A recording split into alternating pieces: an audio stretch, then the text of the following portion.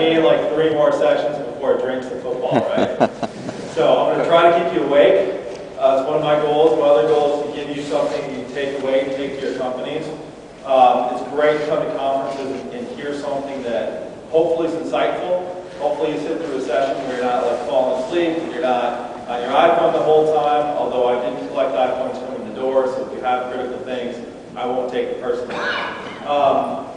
There's a few versions of this out there. There's some misprints in the agenda for some people on different tracks. They cut half the title off. I tried to find the longest title I possibly could so that you thought I was intelligent. And so really this is going to be, I hope, a insightful but simple discussion about how we can make things a lot more simple and get results. Because I think companies tend to really overthink things, over-apply technology, and I like taking a more simplistic approach because I work with people who aren't supply chain practitioners. I work with people without APEX degrees, without understanding the inventory models and MAPEs and forecasts, and I need an organization to get results, right? And as a manager, as a strategic leader in that organization, I'm not given a bunch of people from the best supply chain schools.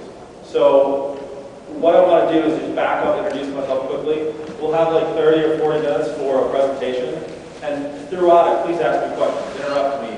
If I'm not making sense, tell me I'm not making sense, throw something at me, you know. So just let's try to keep this interactive. I came out of school in 1998 with a supply chain degree, so I studied supply chain management. Thought I would take a stab at consulting, worked with some of the network design companies out there, spent 2 or 3 years in the Fortune 1000, Fortune companies, doing network rationalization, optimization, where you relocate warehouses, manufacturing locations, etc., in relationship to your customer base, least cost optimization, that good stuff. Then I moved from a consulting role into supply chain software.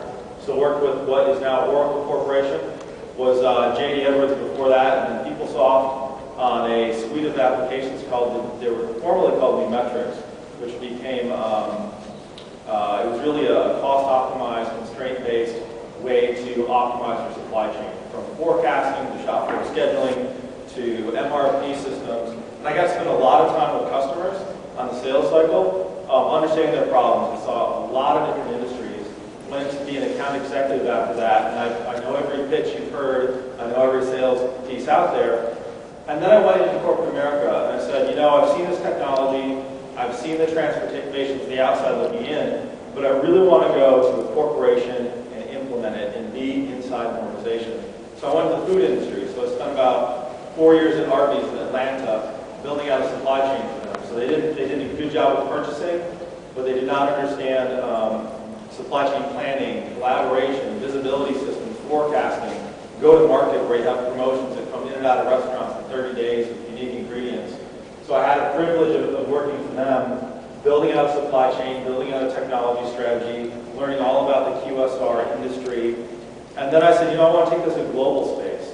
So I want to leverage my career and take it to a global level. So about 5 years ago, I started working for the Clariant Corporation as their head of supply chain for North America, where I'm working at a global level, right? So you've got a $6 billion company, and we're trying to make inventory decisions. We're trying to move material around the world. We're trying to hit top-down network and capital targets where inventory is something that, you know, everyone thinks is really bad that I have inventory. And I keep saying, but I need it for my customers, right? And my customers need it. I need to hit their fill rates.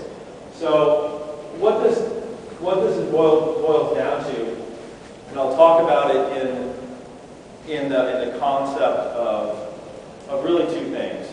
One is forecasting. Why do we forecast? How do we use forecasting? The struggles we have, right?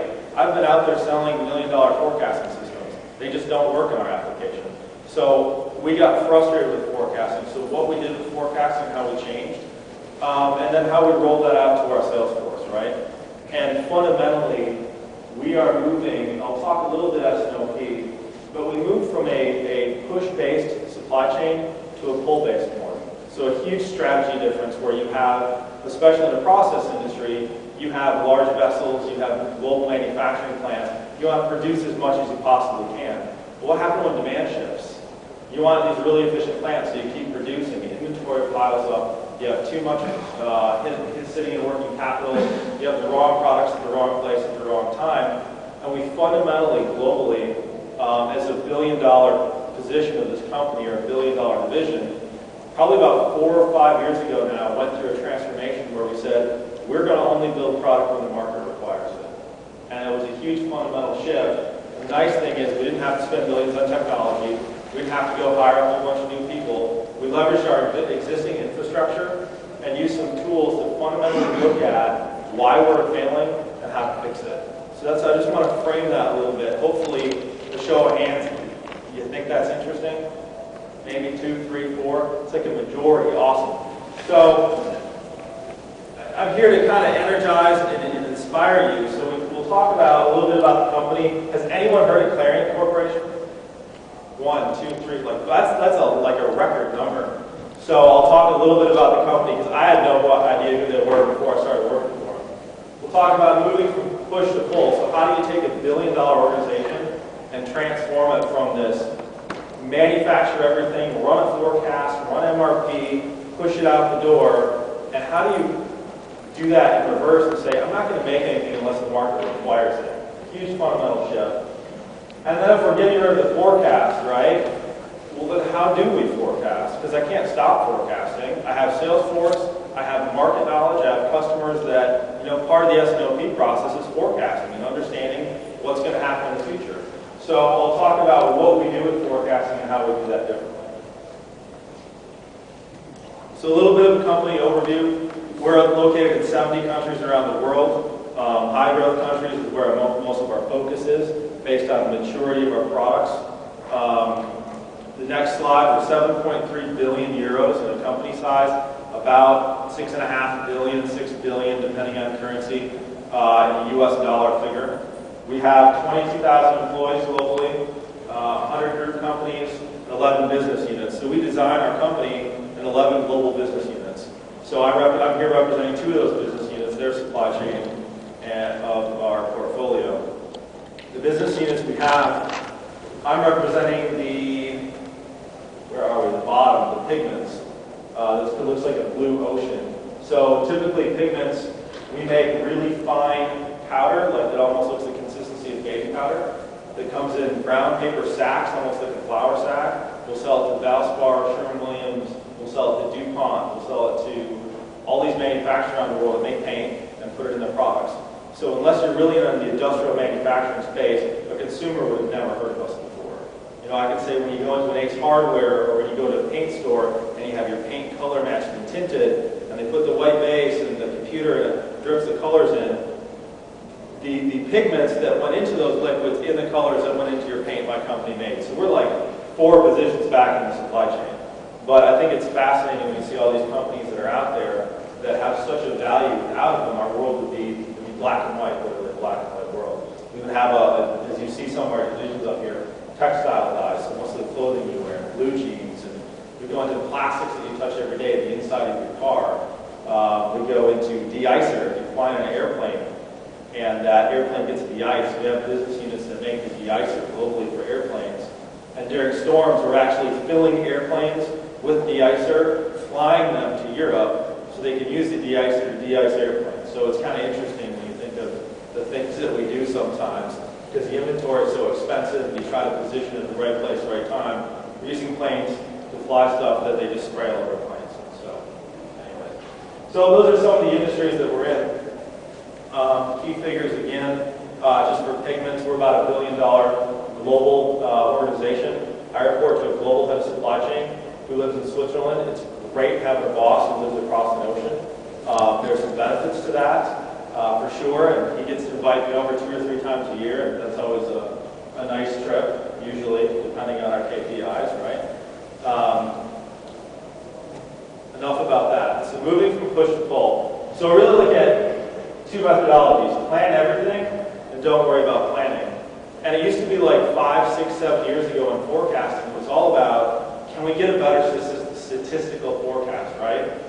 If I can use better algorithms, if I can get better technology, if I can use from a best pick methodology to a Bayesian forecasting, and like combine 2 or 3 models and get 3% more accuracy, then I can make this business case and I can say, well, if I can get a 3% more accurate forecast, and I can time phase it correctly, then I can cut, 3% out of inventory or 2% out of inventory.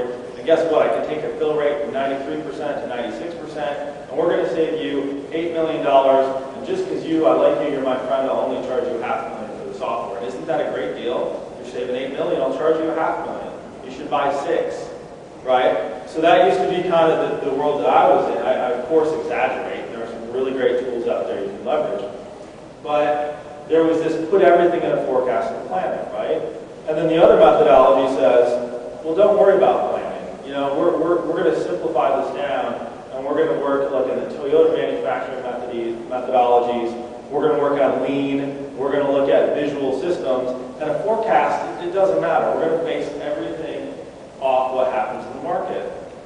And when I look at this, is they both have their application. And I think that fundamentally, a lot of companies don't know when to apply which model. And when you get back to basics, it's not about what system you run. It's not about, is it an old Manu or an old IT system, or is it whatever system may be out there that the vendors have. It's that you have a system, you know how to use it, right? I've seen some great systems developed in spreadsheets before that work great.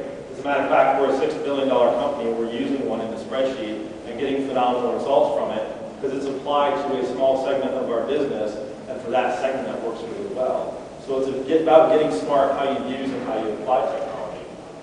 So I'm going to talk about how we mix this in the same environment. Does anyone know what's paved with good intentions? Yeah. Road to hell, right? So I consulted Wikipedia, and it said the same thing. I looked at Wikipedia, and it said, the road to hell is paved with good intentions, right? The road to hell is paved with good intentions is a proverb or an aphorism. It is thought to have originated with St. Bernard, blah, blah, blah, blah, right? The meaning of the phrase is that individuals may do bad things even though they intend good results. I kind of think of that when I think of my children.